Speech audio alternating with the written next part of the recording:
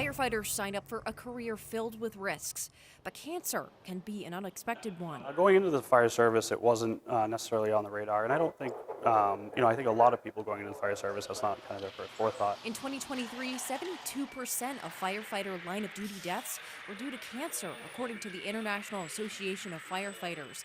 It's a statistic that's hard to swallow. It isn't until you're either affected by someone that you know, either personally or professionally. And just having somebody in your department go through cancer is very difficult. It's a tough thing. That's why Ogunquit Fire Chief Russell Osgood decided to try and educate firefighters in other departments.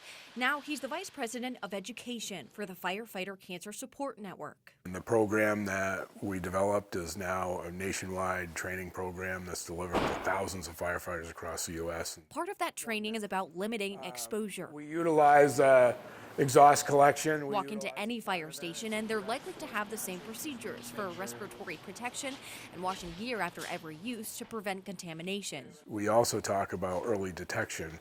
Firefighters are diagnosed at 9% higher than the general population for cancer. Osgood says cancer screenings and exposure research have come a long way towards bringing those numbers down, but a lack of funding to implement best practices and update equipment has been an obstacle to keeping them down. There is thousands of fire departments across the U.S., and we're all in the same boat. At the end of the day, firefighters like Jonathan Gay of the Wells Fire Department says support for one another goes a long way. Chief Osgood was my first phone call when I found out that one of our own was going to undertake this battle. One of their own being firefighter Tyler McDermott of the Wells Fire Department after his cancer diagnosis in February of last year.